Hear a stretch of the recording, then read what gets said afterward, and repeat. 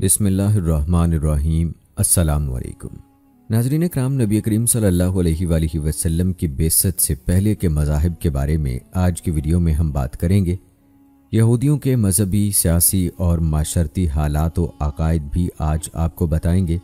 किस तरह से उन्होंने अल्लाह की किताब में तब्दीलियाँ की और इसी तरह ईसाइयों के मजहबी, सियासी और माशरती हालात और उनके अकायद भी आपको बताएंगे और उन्होंने भी किस तरह से अल्लाह की किताब में तहरीफ की, तब्दीलियाँ की और हज़रत नूह अलैहिस्सलाम और दीगर अनबिया अलैहिस्सलाम की शान में गुस्ताखी की।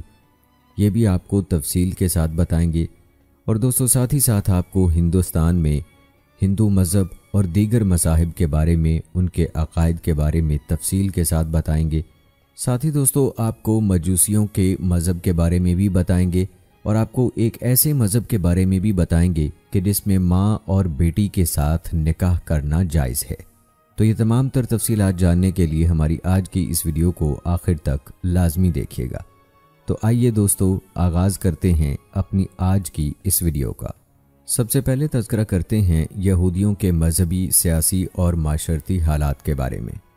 दोनों आसमानी दीन यहूदियत और ईसाइयत तहरीफ और तग़य्युर व तबद्दुल का शिकार होकर मसख़ हो चुके थे। इसीलिए वो रूह से खाली और बेजान थे।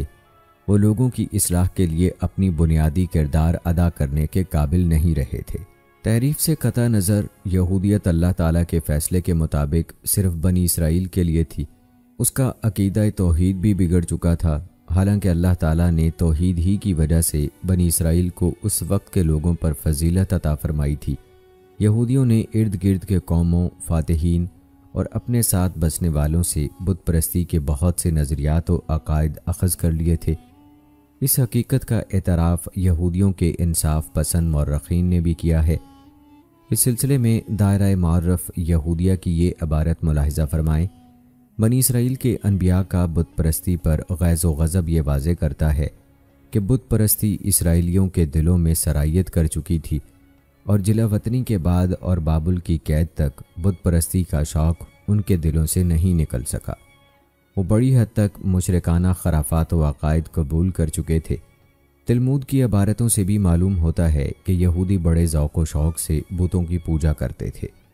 उनकी तौरात और तिलमूद भी ऐसे किस्से कहानियों से भरी पड़ी हैं जो अल्लाह ताला, वही, अनबिया और उनकी रिसालत से कोई मुताबिकत नहीं रखते। मसलन उनकी तहरीफ शुदा तौरात और अहदनामा कदीम में लिखा है, क्योंकि खुदावंद ने 6 दिन में आसमान और ज़मीन और समंदर और जो कुछ उनमें है वो सब बनाया और 7वें दिन आराम किया।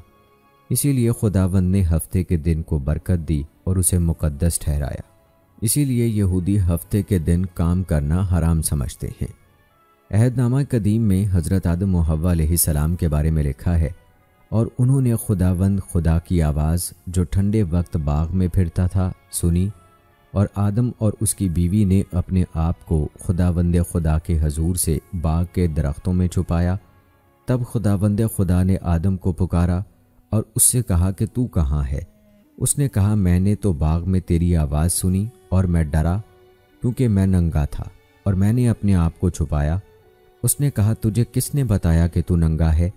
क्या तूने उस दरख्त का फल खाया जिसकी बाबत मैंने तुझको हुक्म दिया था कि उसे ना खाना? गर्ज़ वो अल्लाह ताला की ऐसी तस्वीर कशी करते हैं गोया वो इंसान है जिसको ये भी इल्म नहीं कि उसके घर के बागीचे में क्या हो रहा है। लतीफ़ा ये है कि वो उसके बाद ये भी कहते हैं कि जब आदम ने मार्फत का दरख्त खा लिया तो वो उस नाफरमानी की वजह से अलवहियत के दर्जे पर पहुँच गए और उन्हें खैर व शर का पता चल गया, जबकि अल्लाह ताला उनकी पैदाइश के वक्त चाहता था कि वो खैर व शर की मार्फत से जाहिल रहें। फिर जब अल्लाह ताला को आदम की सरकशी बढ़ती नज़र आने लगी और मामला हाथों से निकलता दिखाई दिया तो उसने आदम और उसकी बीवी को जन्नत से निकाल दिया। मुबादा ज़िंदगी का दरख्त उनके हत्थे चढ़ जाए और उनके लिए हमेशा की ज़िंदगी लिख दी जाए। चुनाचे बाइबल मुक़द्दस के अहदनामा कदीम में लिखा है, और खुदावंदे खुदा ने कहा, देखो इंसान नेक व बद की पहचान में हम में से एक की मानिंद हो गया। अब कहीं ऐसा ना हो कि वो अपने हाथ बढ़ाए और हयात के दरख्त से भी कुछ लेकर खाए और हमेशा जीता रहे। इसलिए खुदावंदे खुदा ने उसे बाग़ अदन से बाहर कर दिया ताकि वो उस ज़मीन की जिसमें से वो लिया गया था खेती करे। चुनाचे उसने आदम को निकाल दिया। फिर ज़मीन पर भी आदम और उसकी औलाद का तर्ज अमल अल्लाह को पसंद न आया, बल्कि ख़तरा पैदा हुआ कि वो ज़मीन को शर्र फसाद से भर देंगे। लिहाजा अल्लाह ताला को अफसोस हुआ कि उसने उन्हें पैदा किया। ऐदनामा कदीम ही में है, और खुदावंद ने देखा कि ज़मीन पर इंसान की बदी बहुत बढ़ गई और उसके दिल के तसव्वुर और ख़याल सदा बुरे ही होते हैं। तब खुदावंद ज़मीन पर इंसान को पैदा करने से मलूल हुआ और दिल में गम किया। उनकी किताब मुक़द्दस की रूह से अल्लाह ताला तूफ़ान के ज़रिए से ज़मीन को गर्क करने पर नदामत का इजहार करता है। वो अपने नबी इब्राहीम की मेहमानी कबूल करता है और 2 फरिश्तों की मायत में उनके घर आकर उनके चिकने चुपड़े दस्तरखान से खाना भी खाता है। उनकी तहरीफ शुदा तौरात के मुताबिक अल्लाह ताला अपने नेक बंदे और नबी याकूब अलैहिस्सलाम से बाकायदा कुश्ती लड़ता है जो सारी रात जारी रहती है, नाउज़ुबिल्लाह। और जब याकूब अलैहिस्सलाम उस पर गालिब आने लगता है तो वो एक दाव खेलता है जिससे उसे गलबा हासिल होता है, नाउज़ुबिल्लाह। और वो दाव ये था कि अल्लाह ताला ने याकूब की रान की जड़ में ज़रब लगाई जिससे उनका जोड़ निकल गया, लेकिन याकूब ने उसे उस वक्त तक नहीं छोड़ा जब तक कि उससे इसराइल का लक़ब और बरकत हासिल ना कर ली। नाज़रीन, इससे अंदाज़ा लगाया जा सकता है कि किस तरह से यहूदियों ने तौरात में तब्दीलियाँ कर लीं, तहरीफ कर ली और अपनी तरफ से मनगढ़ंत उन्होंने रिवायात बना ली। उनकी तौरात कहती है अल्लाह ताला सिर्फ इसराइलियों ही का रब है, वो उनके अलावा किसी को पसंद नहीं करता क्योंकि वो उसकी पसंदीदा नस्ल है। बाकी रहीं दूसरी उम्मतें और कौमें, वो तो बकरियों की तरह हैं जिन्हें अल्लाह कोई अहमियत नहीं देता। वो दूसरी कौमों ख़ुसूसन अरबों के लिए अपनी नफ़रत की बुनियाद अपने इस तहरीफ शुदा दीन पर रखते हैं। वो तौरात में एक किस्सा बयान करते हैं कि अल्लाह का नबी नूह एक दफ़ा नशे में आ गया, नाउज़ुबिल्लाह। वो सीधा लेटा तो उसकी शर्मगाह नंगी हो गई, माज़अल्लाह। जब उसके बेटे हाम ने, जो किनानियों का बाप है, उसे नंगा देखा तो हंसने लगा और अपने भाइयों साम और याफिस के सामने उसका मजाक उड़ाया।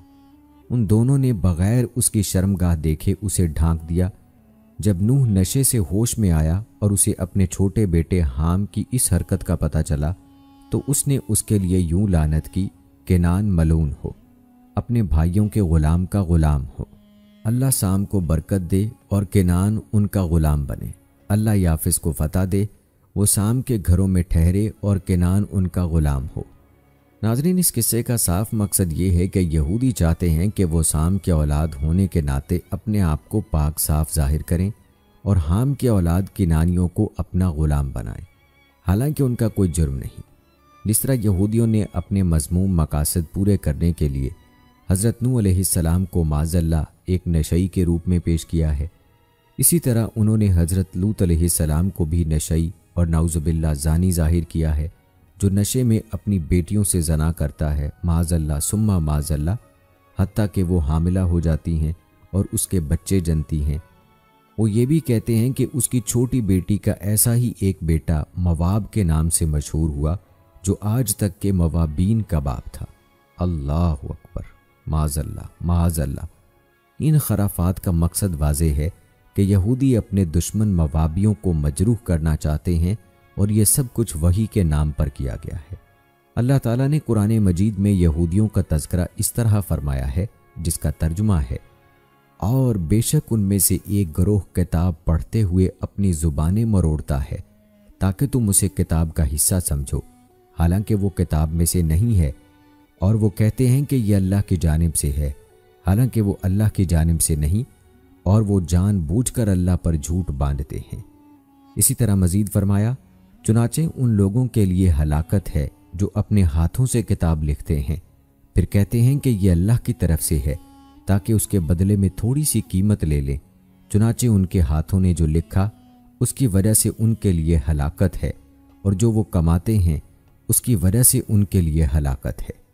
उनकी तौरात का दावा है कि यहूदी औरतों के अलावा तमाम औरतें जानी हैं, और यहूदियों के सिवा सब लोग जो उनकी नज़र में ग़ुलाम हैं वाजिबुल कत्ल हैं, और जो शख्स किसी गैर यहूदी को कत्ल करता है वो अपने रब्बे ताला के सामने कुर्बानी पेश करता है। नाजरीन, क्या ऐसी किताब आसमानी या रब्बानी किताब हो सकती है? क्या ऐसी किताब लोगों को अल्लाह का रास्ता दिखा सकती है? इस किस्म के बातिल एतकादात ने उन्हें इस हद तक पहुंचा दिया कि वो अपने मज़मूम मकासद हासिल करने के लिए अखलाकियात की परवाह भी नहीं करते। जैसा कि सयूनी फ़लासफ़े की तालीमात से वाज़ेह है, वो बड़ी ढटाई और बेहयाई से अनबिया को ऐसे औसाफ से मुत्तसिफ़ करते हैं जो उनकी शान के यकसर मनाफी है। वो हज़रत इब्राहीम अलैहिस्सलाम को नाउज़ुबिल्लाह सुम्मा नाउज़ुबिल्लाह देवस ज़ाहिर करते हैं और कहते हैं कि वो सिर्फ़ अपनी ज़िंदगी और दुनियावी मफादात की खातिर कमीनगी पर उतर आए। तौरात में लिखा है कि इब्राहीम ने अपनी बीवी सारा को फ़िरौन के घर जाने पर मजबूर किया कि वो अपने आप को इब्राहीम की बहन ज़ाहिर करे ताकि उसे चंद बकरियां और गधे मिल सके। इब्राहीम ने उससे कहा, तू जाकर कहना मैं इब्राहीम की बहन हूँ ताकि तेरी बिना पर मुझे कुछ माल हासिल हो और मेरी जान बच सके। यहूदी लोग हज़रत याकूब अलैहिस्सलाम को भी चक्करबाज की सूरत में पेश करते हैं, माज़अल्लाह, कि वो बड़े पस्त हरबे से अपने छोटे भाई से नबूवत चुरा लेता है।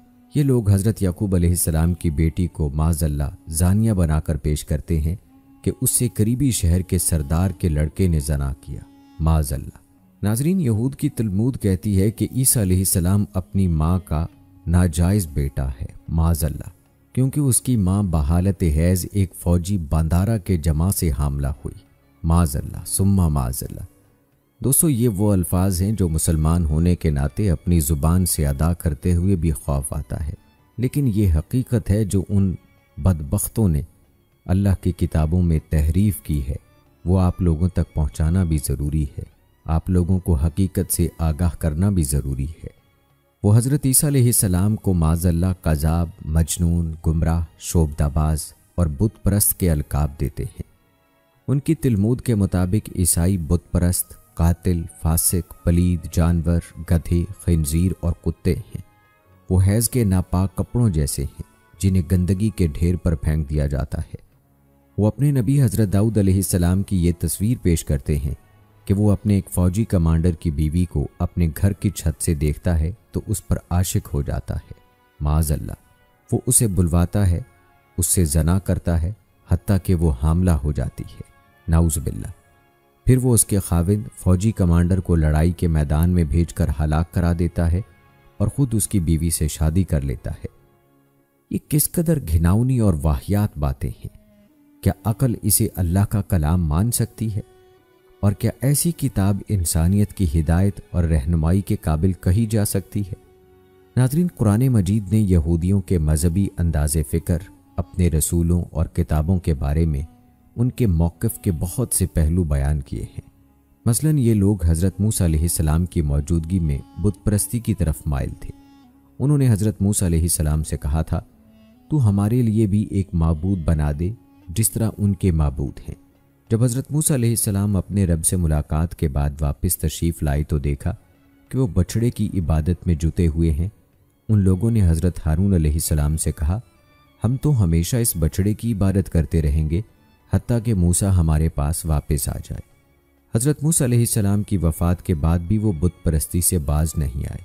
अल्लाह ताला ने फरमाया, और बेशक मूसा तुम्हारे पास खुले मोजज़ात लेकर आए, फिर उसके बाद तुमने बछड़े को माबूद बना लिया और तुम हो ही जालिम। और याद करो जब हमने तुमसे पक्का वादा लिया और हमने तुम पर तूर पहाड़ बुलंद किया और कहा, हमने तुम्हें जो दिया है उसे कुव्वत के साथ पकड़ो और सुनो। उन्होंने कहा, हमने सुना और हमने नाफरमानी की, और उनके कुफ्र की वजह से उनके दिलों में बछड़े की मोहब्बत डाल दी। कुरान मजीद के मुताबिक वो हज़रत मूसा अलैहिस्सलाम के साथ भी गुस्ताखी से पेश आए। उन्होंने कहा, ए मूसा, हमें अल्लाह बिल्कुल आंखों के सामने दिखा। अल्लाह ताला की जनाब में उनकी बेअदबी मुलाहिजा हो। और यहूदियों ने कहा, अल्लाह का हाथ बंधा हुआ है, बंध गए उन्हीं के हाथ। यहूदी अल्लाह ताला को एक शख्स का बाप भी ठहराते थे और यहूदियों ने कहा, उज़ैर अल्लाह का बेटा है। यहूदियों ने अपने उलमा को अपना माबूद बना लिया था। अल्लाह ताला का फरमान है, उन्होंने अल्लाह को छोड़कर अपने उलमा और दरवेशों को अपना रब बना लिया। वो अल्लाह ताला के कलाम में तारीफ़ करने से भी नहीं चूकते थे। कुरान मजीद में है, चुनाचे हलाकत है उन लोगों के लिए जो अपने हाथों से किताब लिखते हैं, फिर कहते हैं कि ये अल्लाह की तरफ से है ताकि उसके बदले में थोड़ी सी कीमत ले लें। एक और मकाम पर फरमाया, क्या तुम तवक्को रखते हो कि वो यहूदी तुम्हारी खातिर ईमान ले आएंगे, हालांकि उनमें से एक फरीक ऐसा है कि वो अल्लाह का कलाम सुनते हैं, फिर वो उसे समझ लेने के बाद उसमें तहरीफ कर देते हैं, हालांकि वो जानते हैं अल्लाह ताला के रसूलों के बारे में उनका तर्ज अमल अल्लाह ने इस तरह बयान फरमाया है। क्या फिर जब कभी तुम्हारे पास कोई रसूल वो चीज़ लाया जिसे तुम्हारे दिल ना चाहते थे तो तुमने तकब्बुर किया, फिर तुमने एक फरीक को झुटलाया और दूसरे फरीक को तुम कत्ल करते रहे। नीज़ अल्लाह का फरमान है, ये लोग अल्लाह की आयात के साथ कुफ्र करते और नबियों को नाहक कत्ल कर डालते थे। एक और मकाम पर अल्लाह का फरमान है, फिर उससे पहले तुम अल्लाह के नबियों को क्यों कत्ल करते रहे अगर तुम मोमिन थे। यहूद की अपनी किताबों और कुरान मजीद के बयान करदा इन हक़ाइक़ से अंदाज़ा हो सकता है कि ये दीन यहूदियत इन लोगों के हाथों किस कदर रुस्वा हुआ और कितनी पस्ती तक जा पहुँचा। दोस्तों, अगर बात की जाए यहूदियों के सियासी व माशरती हालात की, तो बेशक इस्लाम अब्दी और आफाकी दीन है। अल्लाह को हरगिज़ पसंद नहीं कि उसका दीन आलमगीर इंसानियत से दूर होकर किसी एक कौम के साथ मखसूस हो जाए, मगर यहूदियों ने अल्लाह ताला का दीन बदल कर एक कौम के साथ मखसूस कर दिया। इस तरह उसमें इंसानियत के लिए कोई रहमत बाकी नहीं रही। उन्होंने अल्लाह ताला के अनबिया पर बहतान तराजी की और उन्हें शर्मनाक अयूब के साथ मुत्तहम किया, जिसके बारे में अभी हमने आपको बताया। अगर आज तक ये लोग हर गैर यहूदी कौम से लड़ते झगड़ते आए हैं तो इसमें ताज्जुब की कोई बात नहीं। इनकी सरशस्त यही है जिसके बायस अल्लाह ताला इन्हें हमेशा खायब व खासिर रखेगा। 7वीं सदी ईस्वी में उन्होंने अंताकिया के ईसाइयों और फारसी कायद फोका के माबैन फूट डाल दी, जिसके नतीजे में अंताकिया के ईसाइयों को खौफनाक खून रेजी का सामना करना पड़ा।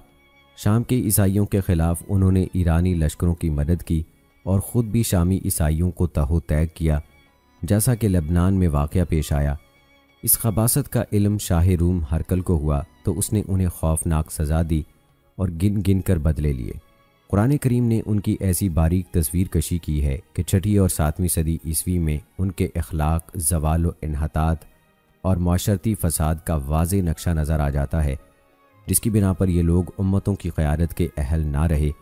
अल्लाह ताला ने फरमाया, ये इसलिए कि वो कहते हैं हम पर उम्मियों यानी अरबों की बाबत कोई गुनाह गिरफ्त नहीं और वो जानते बूझते अल्लाह पर झूठ बांधते हैं। यसरब में उनकी फितना अंगेज़ी की वजह से अरबों को बेशुमार मुसीबतों का सामना करना पड़ा। ये लोग औस व खिजरज में जंग और तफरकाबाजी की आग भड़काते रहे थे, तजारत में ज़ख़ीरा अंदोज़ी करते और अपने इक़्तिसादी मफादात के लिए अरबों को अपना दस्ते नगर रखते थे। ये लोग रसूल अल्लाह सल्लल्लाहु अलैहि वसल्लम के हमेशा शदीद दुश्मन रहे और आपकी ज़ाते गिरामी के ख़िलाफ़ हमेशा साजिशें करते रहे, लेकिन अल्लाह ताला ने उनका कोई दाव कारगर ना होने दिया, बल्कि रसूल अल्लाह सल्लल्लाहु अलैहि वसल्लम के हाथों उन्हें हज़ीमत उठानी पड़ी और मदीना मुनव्वरा से जिला वतन होना पड़ा। बाद-ए-ज़ां हज़रत उमर रज़ियल्लाहु ताला अन्हो ने तो उन्हें जज़ीरा अरब ही से बाहर निकाल दिया ताकि इस्लामी मुआशरा उनके फितनों से महफूज रहे। दोस्तों, अगर बात की जाए ईसाइयों के मजहबी, सियासी और माशरती हालात की, तो आपको बताते चलें कि यहूदियत की तरह ईसाइयत भी तहरीफ के साथ साथ बुत परस्ती, यूनानी और रूमी खराफात का शिकार हो चुकी थी। इसके नतीजे में ईसा अलैहिस्सलाम की असल तालीमात नाबूद हो गईं और रफ्ता रफ्ता एक अरसा गुजर जाने के बाद ईसाइयत भी बुत परस्ती का ऐसा मज़हब बन गया जो अपने पैरोकारों को इल्म, गौर व फ़िक्र और अक्ल व शऊर से महरूम कर देता है। इसकी तस्दीक खुद मशहूर यूरोपी मसीही पाक्स्टर के अल्फाज से होती है। वो लिखता है, बुत परस्ती रुक गई लेकिन मुकम्मल तौर पर ख़त्म नहीं हुई, बल्कि वो मसीहियों के दिलों में रच बस गई और मसीहियत के नाम पर हर अला बला चीज़ उनमें दाखिल हो चुकी है। जिन लोगों ने अपने माबूदों को छोड़ दिया था, उन्होंने अपने शोहदा में से किसी शहीद को लिया और उसे इलाही सिफ़ात से मुत्तसिफ़ करके उसका एक बुत बनाया। यूं ये शिर्क और बुत परस्ती उन शोहदा की तरफ मुंतकिल हो गई और इस सदी के इख्तिताम से कबल शोहदा और औलिया की इबादत आम हो चुकी थी। फिर एक नया अकीदा मार्ज़ वजूद में आया कि औलिया अलवही सिफ़ात के हामिल होते हैं।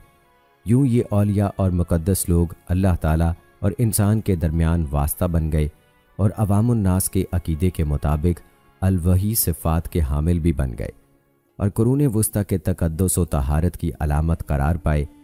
बुत परस्तों के त्यौहारों के नाम बदल कर उन्हें नए नाम दिए गए जो कबूल कर लिए गए। 400 ईस्वी में बुत परस्तों के कदीम त्यौहार सूरज देवता के जश्न को मसीह अलैहिस्सलाम की पैदाइश की ईद बना लिया गया, जो आजकल क्रिसमस के नाम से मशहूर है। अबू गैज़ ने मसीहियत में बुत परस्ती के मुताल्लिक अपने ख्यालात का इजहार करते हुए लिखा, यूं जुल्म सितम के इन मुख्तलिफ अदवार में बुत परस्ती के बाज़ार में उतार चढ़ाव आता रहा।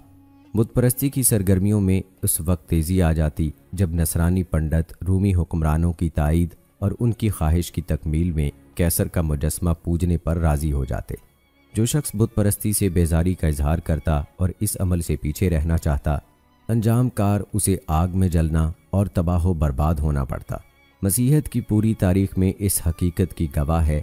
आखिरकार मसीहियत ने तवील कशमकश और जंगो जदल के बाद बुत परस्ती और सीनियत के आगे घुटने टेक दिए और उसे इख्तियार कर लिया।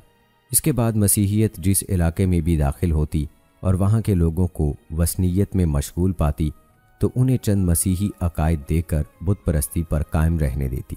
दूसरी जानिब नसरानियों ने रहबानियत ईजाद कर ली और अपनी अंजीलों में ऐसी ऐसी चीज़ें शामिल कर दी जिन्हें अक्ल किसी सूरत कबूल नहीं कर सकती।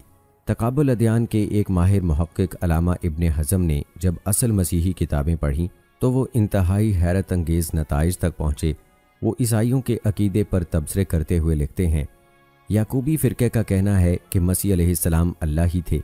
बकौल उनके अल्लाह ताला को सूली पर लटकाया गया, नाउज़ुबिल्लाह, कत्ल किया गया हत्ता कि वो मर गया और दुनिया 3 दिन तक बग़ैर किसी मुदब्बर व फ़ाइल के चलती रही और अफलाक भी किसी मुंतज़िम के बग़ैर चलते रहे। फिर वो जी उठा और पहले की तरह हो गया। इस तरह अल्लाह ताला नए सिरे से पैदा हुआ, नाउज़ुबिल्लाह। फिर वही कदीम बन गया, बल्कि उनके कौल के मुताबिक वो अल्लाह ताला ही था जो मरियम के पेट में हमल की सूरत में रहा। अल्लाह ताला ने ईसाइयों के फासिद अकायद के बारे में फरमाया है, उन लोगों ने बिलाशुबा कुफर किया जिन्होंने कहा अल्लाह मसीह इब्ने मरियम ही है। अल्लाह ताला ने नसारा का कलाम नकल करते हुए फरमाया, बेशक अल्लाह तीनों में से तीसरा है।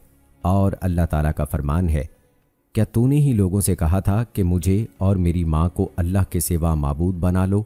अगर ईसाइयों के कुफ्र व शिर्क के मुताल्लिक ये कलाम कुरान मजीद में ना होता तो किसी भी मोमिन के लिए रवा नहीं था कि वो ऐसे कबीह और घटिया अल्फाज नकल करे। अगर हमने बजाते खुद ईसाइयों को ना देखा होता तो हम कभी ये तस्लीम ना करते कि दुनिया में कोई साहिब अकल कौम ऐसी मजनूनाना बातें मान सकती है। अल्लाह ताला हमें ऐसी जिल्लत से बचाए। इमाम इब्ने हज़म रहमतुल्लाह अलैह इनकी तरदीद करते हुए लिखते हैं, ईसाइयों के लिए ज़रूरी है वो हमें बताएं कि इन 3 दिनों में जबकि उनका रब मरा हुआ था, आसमानों और ज़मीन का इंतज़ाम कौन चलाता रहा, अफलाक को कौन हरकत देता रहा। फिर जो लोग कहते हैं कि अल्लाह ताला 3 इशिया का नाम है, बाप, बेटा और रूहुल कुदस, उनसे पूछा जाए कि जब ये तीनों चीज़ें 3 होने के बावजूद एक हैं तो फिर एक को बाप और दूसरे को बेटा कहलाने का क्या हक था, जबकि तुम कहते हो कि तीनों एक हैं। इस लिहाज से तो बाप बेटा है और बेटा बाप। ये अजीब गोरख धंधा है, जबकि खुद उनकी इंजील इसके खिलाफ कह रही है, मैं अपने बाप के दाएं जानब बैठूंगा, और ये खुद कहते हैं क़यामत का इल्म सिर्फ बाप को है, बेटे को इसका इल्म नहीं। इससे साफ मालूम होता है कि बेटा बाप नहीं है। और अगर तीनों मुख्तलिफ हैं, अगरचे नसरानी इसके कायल नहीं, तो लाजमी बात है कि बेटे के लिए कमज़ोरी, तग़य्युर पजीरी और नक्स लाजिम है। इस लिहाज से उसे बाप से कमतर होना चाहिए, जबकि नक्स और कमी अल्लाह की सिफ़त नहीं हो सकती। इस मज़ऊमा अंजीलों के इस अकीदे के बारे में इब्ने हज़म के तबसरे का खुलासा ये है, उनकी अनाजेल के 70 अबवाब हैं जो यकसर झूठ, तनाक़ज़ात और मुतज़ाद बयानात पर मबनी हैं। मुख्तसर ये कि उनकी अनाजेल के मुताबिक हज़रत मसीह अलैहिस्सलाम कभी तो नाउज़ुबिल्लाह अल्लाह के बेटे हैं, कभी यूसुफ या दाऊद या किसी और इंसान के बेटे हैं, कभी वो माबूद हैं जो पैदा करता और रिज़्क देता है, और कभी वो अल्लाह की भेड़ हैं, कभी वो अल्लाह में है और अल्लाह उनमें है, कभी वो अपने शागिर्दों में है और उनके शागिर्द उनमें है, कभी वो अल्लाह ताला का इल्म और कुदरत हैं, और कभी वो ऐसे आजिज़ हैं जिसका किसी पर हुक्म नहीं चलता और न उसका कोई इरादा पूरा होता है, कभी वो नबी और अल्लाह के ग़ुलाम हैं, और कभी अल्लाह ताला उन्हें उनके दुश्मनों के हवाले कर देता है, कभी अल्लाह ताला अपने मनसब से दस्तबरदार हो जाता है, हुकूमत मसीह संभाल लेते हैं और अपने साथियों को आसमानों और ज़मीन में हिल्लत व हुर्मत का इख्तियार दे देते हैं। कभी वो भूख से बिलखते हैं और खाना मांगते हैं, प्यासे हो जाते हैं तो पीने लगते हैं, फिर डर के मारे उनका पसीना बहने लगता है। अगर उन्हें खाने के लिए दरख्त पर इंजीर ना मिले तो वो उस पर लानत भेजने लगते हैं। कभी वो घबरा जाते हैं और गधे पर सवार हो जाते हैं, कभी अपने चेहरे पर थप्पड़ और सर पर छड़ियाँ मारने लगते हैं, कभी उनके चेहरे पर थूका जाता है, उनकी पीठ पर कोड़े बरसाए जाते हैं और पुलिस वाले उन्हें मारते हैं। उन्हें हंजल यानी कोड़ तुम्बा मिला हुआ सिरका पिलाया जाता है, फिर उन्हें सूली पर लटका दिया जाता है और उनके हाथों में कील ठोंक दिए जाते हैं और वो मर जाते हैं, फिर दफन कर दिए जाते हैं। फिर वो आप जी उठते हैं। जिंदा होने के बाद अपने साथियों से मिलते हैं तो उन्हें खाने के अलावा किसी चीज़ की फिक्र नहीं होती। वो साथियों से खाना मांगते हैं जो उन्हें रोटी और भुनी हुई मछली खिलाते और शहद पिलाते हैं। फिर वो अपने मशगले के लिए चल पड़ते हैं। अलामा इब्ने हुज़न उनकी इंजीलों की अलावा दूसरी किताबों में मज़कूर झूठ और कुफ्रिया कलमात से भी आगाह करते हैं। दरअसल नसरानियत और यहूदियत के घिनौने और इबरतनाक अंजाम ही का तकाजा था कि अल्लाह ताला एक और रसूल भेजें। बस अल्लाह रब्बुल इज़्ज़त ने ख़ातमुन नबिय्यीन हज़रत मोहम्मद सल्लल्लाहु अलैहि वसल्लम को क़यामत तक आने वाले ज़मानों के लिए सराज मुनीर और रहबर इंसानियत बनाकर भेजा ताकि इंसानों को इस गुमराही से निकाला जाए और सारी इंसानियत के लिए आखिरी दीन नाजिल किया जाए जिसकी राह सारी इंसानियत तक रही थी। जब 6वीं सदी ईसवी शुरू हुई तो शाम के रूमी ईसाइयों और मिस्र के ईसाइयों के दरमियान जंग बरपा थी। दूसरे लफ्ज़ों में यूं कहिए कि हुकूमती मसीही फ़िरका और मनफिसी यानी किब्ती मसीही फ़िरका बाहम दस्तो गिरेबां थे, क्योंकि उनमें हज़रत मसीह अलैहिस्सलाम की हकीकत और असल के बारे में शदीद इख्तलाफ था। मलकानी फ़िरके का अकीदा था कि हज़रत मसीह अलैहिस्सलाम की फ़ितरत दोहरी है, जबकि मनफिसी फ़िरके के नज़दीक उनकी फ़ितरत मुफरद थी। इस एतबार से मसीही दुनिया अपने लड़ाई झगड़े में मशगूल होकर बिगाड़ की इस्लाह, नेकी की दावत और रफ़ा शर व फसाद का फरीज़ा भूल बैठी थी। मिस्र के किब्ती चूँकि रूमी हुकूमत के अकीदे के ख़िलाफ़ अकीदा रखते थे, वो बड़ी मुसीबतों में मुब्तला कर दिए गए। मशरिक रूमी सल्तनत में भी लोगों की हालत इस कदर ख़राब थी कि वो अपनी हुकूमतों से बेजार और अजनबी हुकूमतों के तरफदार बन गए थे। जाबजा फितने और बगावतें फूटी हुई थीं। सिर्फ 532 ईस्वी ही के एक हंगामे में कुस्तुनतुनिया शहर के 30,000 अफराद हलाक हुए और सफाकी के खौफनाक मुजाहिरे सामने आए। बाज़ंतीनी मिस्र में मजहबी असबियत की बिना पर जुल्म व सितम, सियासी आमरीत और फ़क्र फाके का राज था। ईसाइयों के लिए मिस्र वो दुदेल बकरी थी जिसका वो दूध तो खूब नचोड़ कर धोते थे, लेकिन उसे चारा नहीं डालते थे।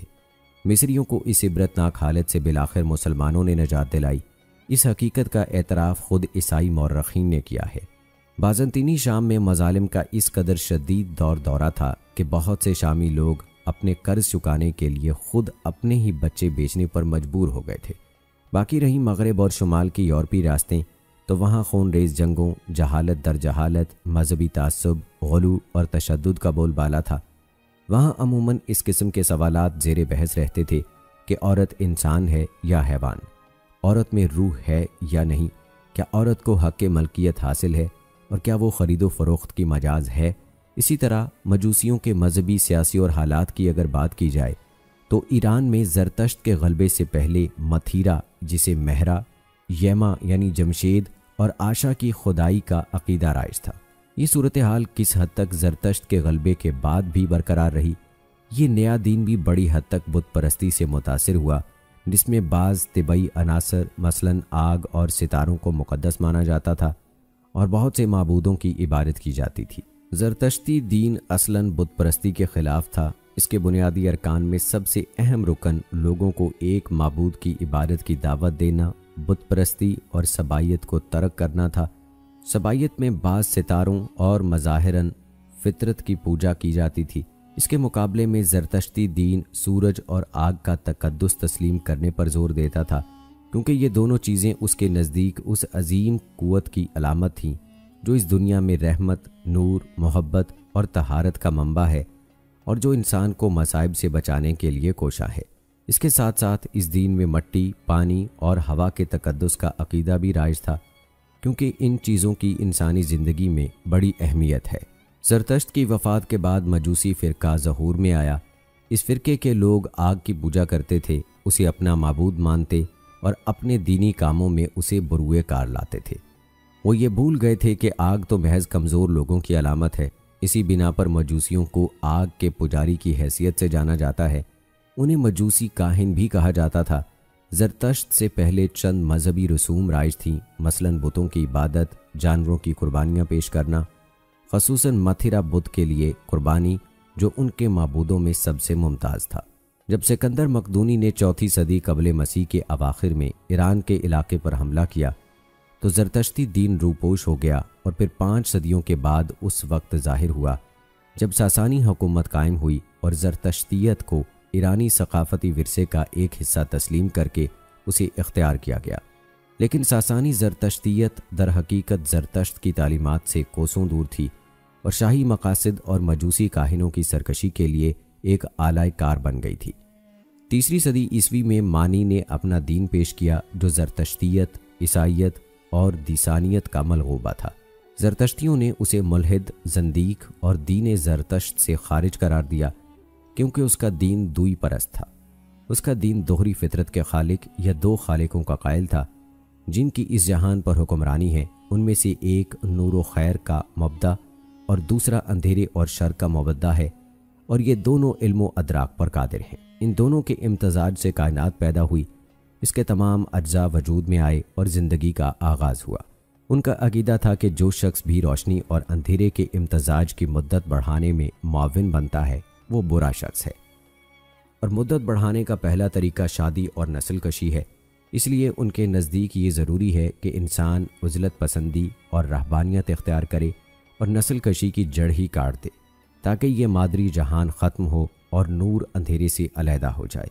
276 ईस्वी में मानी को ईरानी बादशाह बहराम बिन हरमज़ बिन शाहपूर ने यह कहते हुए कत्ल कर दिया कि यह शख्स लोगों को कायनात की तबाही की दावत देता है, लिहाजा ज़रूरी है कि सबसे पहले इसे ख़त्म किया जाए। लेकिन इस जुल्म व तशद्दुद के बावजूद मानवीयत न सिर्फ जारी रही बल्कि एक खुफिया तहरीक की शक्ल इख्तियार कर गई। यहाँ तक कि इस्लामी दौर में भी इस तहरीक के आसार बाकी रहे। 5वीं सदी ईस्वी के आखिर 478 ईस्वी में मज़दक ज़ाहिर हुआ। उसने मानी की तालीमात इख्तियार की और दौलत और औरत में इश्तराक का नज़रिया पेश किया। ईरानी बादशाह कबाज ने मज़दक के ख्यालात कबूल कर लिए और अपनी हुकूमत के पहले 10 बरसों में उन्हें मुआशरे में राइज किया। लेकिन जब उसे इन ख्यालात की असल हकीकत मालूम हुई और आंखों से पर्दा उठा तो उसने ये दीन छोड़ दिया, मज़दक को कत्ल कर दिया और उसके साथियों को 529 ईस्वी में तितर बितर कर दिया। इसलिए सासानी दौरे हुकूमत में ये लोग रूपोश हो गए और खुफिया तौर पर काम करते रहे। फिर इस्लामी दौर में नए सिरे से ज़ाहिर हुए। ईरान में मरकूनी दीन भी ज़ाहिर हुआ। यह दीन राइज करने वाला मरकयून नामी एक शख्स था।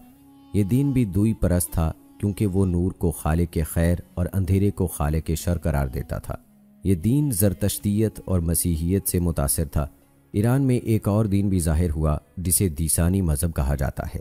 ये भी मरकूनियत जैसा ही दुई परस्त था।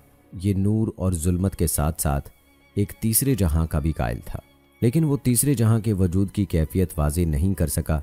ये दीन इब्ने दीसान की तरफ मंसूब था। यही शख्स था जिसने सबसे पहले हलूल का तसव्वुर पेश किया। इसका दावा था कि अल्लाह ताला का नूर मेरे दिल में हलूल कर चुका है।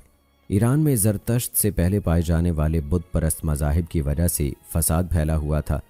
ख़ुसूसन सहराओ देहात में रहने वाले लोग लूट खसूट, डाका जनी और कत्ल जैसे जराइम में मुलव्विस रहते थे। जब ज़रतश्तियत का दौर आया तो उसने तकरीबन इन तमाम खराबियों को ख़त्म कर दिया। लेकिन अभी इस हालत पर ज़्यादा देर नहीं गुजरी थी कि जल्द ही मानवीयत और मज़दकियत जैसे अकायद फैल गए। ज़रतश्तियत की कोख की जन्म से लेने वाली मजूसियत, मानवीयत, मज़दकियत और दीगर कदीम ईरानी अदियान के बाकी मानदा असरात की बिना पर ईरान में अखलाकी बहरान बरपा रहा और उनमें दाखिली और ख़ारजी तौर पर खून रेज़ जंगें होती रहीं और इसके साथ साथ एतकादी तफरीक भी कायम रही। अक्सर औक़ात मुक़द्दस आग के पुजारी मसीह अलैहिस्सलाम के पुजारियों को शिकस्त देकर उनके जानो माल लूट लेते और उन्हें कैदी बना लेते, और कभी कभी ईरानियों की भी शामत आ जाती और रूमी उन पर गलबा हासिल कर लेते। ईरानी मजूसी माबूद हकीकी की इबादत नहीं करते थे, उनके दिलों में अखलाक आलिया रासिख नहीं थे और ईरानी बादशाह अकीदे के लिहाज से अपने मुखालिफ दीनी गुरोहों पर जुल्म सितम करते थे। मुआशरती तौर पर सबसे ज़्यादा रकीक काम ये था कि ज़रतश्तियों ने महारम से निकाह जायज़ करार दे रखा था। वो कहते थे बेटे को ज़्यादा हक हासिल है कि वो अपनी माँ की शहावत पूरी करे। जब खाविंद फौत हो जाए तो उसका बेटा उसकी बीवी का ज़्यादा हकदार होता है। इसलिए उनके बादशाह यज़्दगर्द सानी, जिसका दौरे हुकूमत 5वीं सदी ईस्वी का वस्त है, उसने अपनी बेटी से निकाह किया, फिर उसे कत्ल कर दिया। बहराम चौबे, जो 6ठी सदी ईस्वी में हुक्मरान रहा, उसने अपनी बहन से निकाह कर रखा था। मज़दकियत की तहरीक नौजवानों, सरमायादारों और ऐश परस्त लोगों में ज़्यादा मकबूल हुई क्योंकि उसमें उनकी मनमानी ख्वाहिशात की तकमील का ज़्यादा ख्याल रखा गया था। उसके साथ साथ उसे हुक्मरानों का ताउन भी हासिल रहा। जैसा कि हम आपको पहले बता चुके हैं कि इस तहरीक की तरक्की में हुकूमत का असर व रसूख बहुत ज़्यादा मददगार साबित हुआ। इस तहरीक के असरात ही की वजह से ईरान अखलाकी इन्हतात का शिकार होता चला गया। ईरानी लोग रूहानी कायदीन और सरदारों के बड़े मोतक़िद थे और उन्हें आम लोगों से बहुत ऊंचा और सबसे ज़्यादा अक्लमंद समझते थे। उन्हें रूहानी हुक्मरान ख्याल करते थे और उनके सामने बेहद आजिज़ी से पेश आते थे। आम अफराद ख़ुद भी कई तबकों में बटे हुए थे और हर तबका दूसरे से जुदागाना ज़िंदगी बसर करता था। हर तबके के फ़िक्र अमल का महवर अलग अलग था।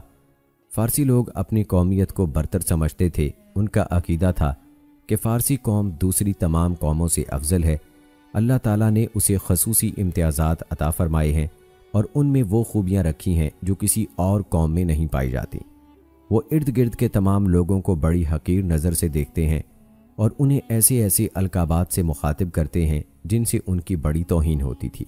चूँकि आग अपने परस्तारों की तरफ ना तो कोई शरीयत भेज सकती है ना रसूल, उसका उनकी ज़िंदगी से भी कोई ताल्लुक़ नहीं। वो मुजरिमों को भी सज़ा नहीं दे सकती। मजूसियों का दीन, जो ज़रतश्तियत ही की बिगड़ी हुई शक्ल थी, महज चंद रसूम का नाम था जो ख़ास औक़ात में मखसूस मकामात पर सरंजाम दी जाती थी। लेकिन इबादत गाहों से बाहर अपने घरों में, कारोबार में, बाज़ार में, सियासत व मईशत में और माशरत वग़ैरह में वो बिल्कुल आज़ाद थे।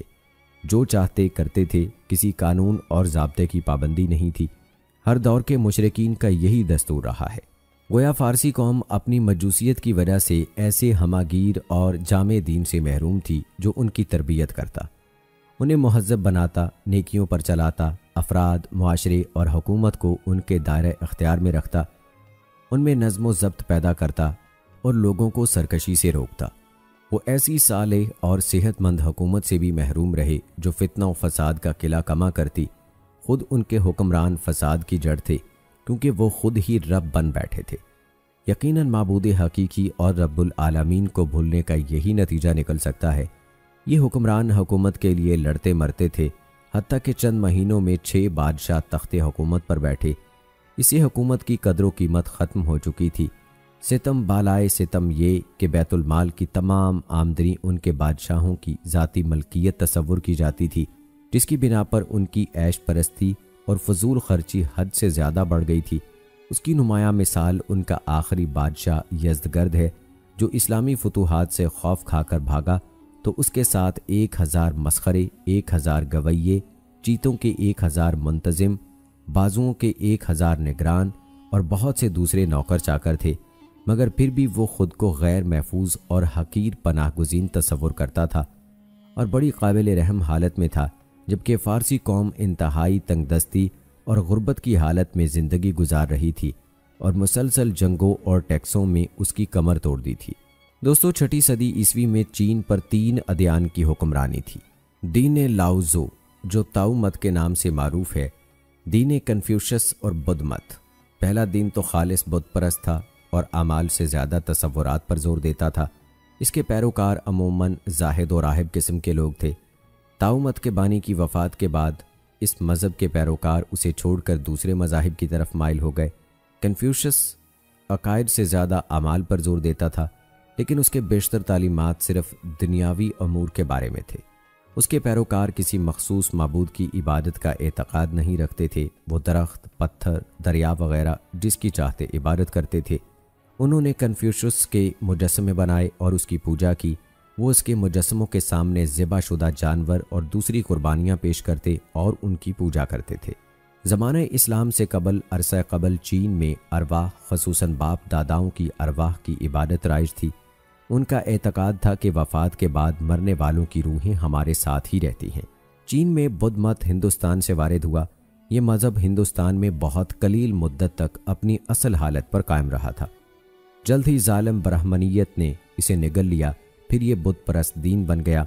जहाँ जहाँ उनकी हुकूमत होती वहाँ ये लोग बुत परस्त भी साथ ले जाते, इबादत खाने बनाते और उनमें बुद्ध के मुजस्समे नस्ब कर देते। इन मुजस्समों ने इस मजहबी और शहरी ज़िंदगी का खात्मा कर दिया जो बुद्ध मत की असल तरक्की के दौर में पाई जाती थी। इसके बरक्स उनकी ज़िंदगी और इबादत के तौर तरीक़ों में जादू और तोहमात का चलन आम हो गया और फिर 1000 साल तक हुक्मरानी के बाद ये दीन जवाल पजीर हो गया। यूँ चीन में आने वाला बुद्ध मत सरासर बुत परस्ती पर मबनी था। चीनी चाहे दीन कन्फ्यूशस से वाबस्ता थे या किसी और मकतब फ़िक्र से, वो नूर यकीन और ईमानी जज्बे से बहरहाल बेबहरा थे। उनके पास कोई आसमानी शरीयत नहीं थी जिससे वो अपनी मुश्किलात का हल निकालते। वो महज चंद दाना लोगों की हिकमतों और अक्लमंद लोगों के तजर्बात के मजमूए पर अमल पैरा थे, जिनसे इंसान जब चाहे फ़ायदा उठा ले, जब चाहे उन्हें छोड़ दे। इसके नतीजे में उनमें बहुत सी कबाहतें पैदा हो गईं। मसलन वो जाहिल अरबों की तरह बेटों को बहुत मुअज़्ज़ज़ समझते थे। जब किसी चीनी को बेटे की पैदाइश की खबर दी जाती तो वो अपने घर के दरवाजे पर कमान और तरकश लटका देता था ताकि पता चले कि इस घर में कबीले का मुहाफिज पैदा हुआ है। और जब किसी को बेटी की पैदाइश की इत्तला दी जाती तो वो दरवाजे पर तकला लटका देता, जो कि उनके यहाँ कमज़ोरी और ज़िल्लत की अलामत थी। चीनी बुद्ध मत के ज़ेरे साया कई हुकूमतें कायम हुईं जो बुतों और मुजस्समों की इबादत की दिलदादा थीं। इन हुकूमतों ने असल बुद्ध मत के भाईचारे वाले वसी बाहमी ताल्लुकात मुनक़ता कर डाले। बिदात और बातिल रसूम व रिवाज राइज हो गए और कन्फ्यूशसी फ़लसफ़ा तबकाती निज़ाम को वजूद में आने से ना रोक सका। अगरचे इस तबकाती निज़ाम में इतनी शिद्दत नहीं थी जो हिंदुस्तान के बुद्ध मत तबकाती निज़ाम में पाई जाती है। और दोस्तों, अगर बात की जाए हिंदू मज़हब के हवाले से और हिंदुस्तान में दीन और मज़हब के हवाले से, तो हिंदुस्तान में ब्राह्मण मज़हब की अमलदारी थी। इसके पैरोकार कायनात में मौजूद कुव्वतों की पूजा करते थे। उन्होंने इन कुव्वतों के मुजस्समे बनाए और फिर इन्हीं कुव्वतों का इनमें हलूल करना तस्लीम किया। फिर उनकी पूजा की। उनके माबूद बेशुमार थे। बादज़ा उनके अकायद में तब्दीलियाँ आती गईं। बिलाखिर उनके तमाम माबूद अकानीम सलासा यानी 3 जौहर ब्रह्मा, शब्बू और विष्णव में महदूद हो गए। मज़हब ब्राह्मण के बाद बुद्ध मत का नंबर आता है। बुद्ध मत माबाद तबीयात की बहस नहीं करता था, बल्कि उसका मतमा नज़र मुआशरे की इस्लाह था, और वो इस तरीके से कि इंसानी इरादे को लज्जत महरूमी की मश्क यानी योगा वगैरह से पुख्ता कर दिया जाए और उसे लजीज चीज़ों की रग़बत पर गलबा पाने का आदी बना दिया जाए, ताकि कोई महरूम शख्स हसूल लजाइज की कोशिश ना करे और लज्जत मुयस्सर ना आने पर रंजीदा ना हो। वक्त गुजरने के साथ साथ बीमार अफकार को बुद्ध की अखलाकी तालीम बना दिया गया। यूँ बुद्ध की असली अखलाकी तालीमात इन बीमार ख्यालात के पर्दे में छुप गईं। ये सब कुछ पैवंदकारी और खींचतान का नतीजा था। बिलाखिर हिंदू मत ब्राह्मणियत की तरह बुद्ध मत भी जवाल पजीर हो गया और ये दोनों मज़हब एक दूसरे में ऐसे गड़बड़ हुए कि इनमें इम्तियाज़ मुश्किल हो गया। यूँ समझिए कि बुद्ध मत हिंदू मत में मदगम होकर पिघल गया और उसका अपना वजूद बाकी ना रहा। बुत परस्ती हिंदू माशरे का जुज़्व लाहीनियत था। उनके माबूदों की तादाद मुज़ाहका ख़ेज़ हद तक बढ़ गई थी। दर हकीकत बुत परस्ती को असल साजगार माहौल हिंदुस्तान में मिला। हिंदुओं के अकीदे के मुताबिक बहुत सी तारीख़ी शख्सियतों और बहादुर अफराद में नाउज़ुबिल्लाह अल्लाह ताला हलूल कर गया था। वो पहाड़ भी उनके माबूद थे जिन पर उनके देवता बैठा करते थे। उन्हें चांदी सोने में भी अपने माबूदों के जलवे नज़र आते थे। उनकी दिमागी गुमराही इस हद तक जा पहुंची कि वो जंगी आलात, आलाते किताबत, आलाते तनासुल, हत्ता के हैवानात, खुसूसन गाय और अजराम फल्किया तक को अपना माबूद समझने लगे। मौरखीन इस बात पर मुत्तफ़िक हैं कि हिंदुस्तान में मजहबी, अखलाकी और माशरती तौर पर पस्तरीन दौर वो है जो 6ठी सदी ईस्वी के आगाज़ से शुरू होता है। उस वक्त हर तरफ मफासिद ही मफासिद थे। हत्ता कि दीनी इबादत गाहें भी मफासद से ही महफूज ना रहीं और बेहयाई का गढ़ बन गईं। बाज़ मजहबी फ़िरक़ों के मर्द नंगी औरतों की पूजा करते थे और औरतें नंगे मर्दों की पूजा करती थीं। औरतों की कोई वक़्त बाकी नहीं रहती थी। बज़ा औक़ात मर्द जुए में अपनी बीवियां हार आते थे। बेवा औरत निकाह सानी की मजाज नहीं थी। ऊंचे तबके के लोगों में बेवा को अपने खाविंद की चिता में जलकर मरना पड़ता था। इस माशरे में औरत की हैसियत लौंडियों से भी बदतर थी। उनके दीनी फ़लसफ़े की बुनियाद ज़ात पात पर थी। हिंदू मुआशरा 4 तबकात पर मुश्तमिल था। ब्राह्मण, ये दीनी पेशवा और काहिन लोग थे। खत्री, ये जंगजू लोग थे जिनका काम मुल्क का दिफा था। वैश्य, ये ज़रात व तजारत करने वाले थे। और फिर आखिरी है शोदर, ये नौकर चाकर थे और पहले 3 तबकों की खिदमात किया करते थे। इन्हें निजस शुमार किया जाता था। इनसे मेल जोल ममनू था। इन्हें तालीम हासिल करने की भी इजाज़त नहीं थी। मज़हब की मुक़द्दस किताबें भी उनके लिए ममनू थीं। वो उन्हें हाथ भी नहीं लगा सकते थे। इन गरीबों को बिला वजह और बेतकल्लुफ़ कत्ल कर दिया जाता था। शोदरों को जान से मार देना कुत्ते, बिल्ली, मेंढक, कौवे और उल्लू को हलाक कर देने के मुतरादिफ था। परमन कानून से मावरा थे। उन्हें हक हासिल था कि वो किसी भी नीच शख्स यानी निचले 3 तबकों के अफराद में से जिसे चाहें मौत के घाट उतार दें। जिल्लत व हलाकत का यही समा था जिसमें जजीरा अरब के अंदर और बाहर का सारा आलम डूबा हुआ था। सारी दुनिया के इंसान सिसक रहे थे। वक्त का तकाजा था कि आखिरी रसूल की तशरीफ़ आवरी हो। लिहाजा अल्लाह ताला ने अरब व अजम को इस तबाही, जिल्लत और अंधेरे से निकालने के लिए हज़रत मोहम्मद सल्लल्लाहु अलैहि वसल्लम को तमाम दुनिया की तरफ रसूल बनाकर भेजा। नाज़रीन इकराम, मुसलमान होने के नाते हम अल्लाह का शुक्र अदा करते हैं कि अल्लाह ताला ने हमें उम्मत मुहम्मदिया में पैदा किया।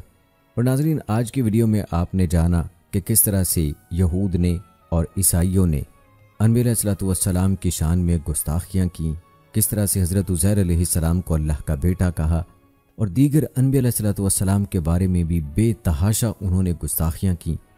और अल्लाह की किताबों में किस तरह से उन्होंने तहरीफ़ की, किस तरह से उन्होंने तब्दीलियाँ की, मन घड़त अपनी बातें लिखीं।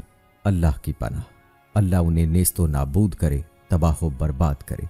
और बेशक कुरान मजीद ऐसी किताब है जिसकी हिफाजत का ज़िम्मा खुद अल्लाह ताला ने अपने ज़िम्मे लिया है और बेशक क़यामत तक ये अपनी असली हालत में मौजूद रहेगी।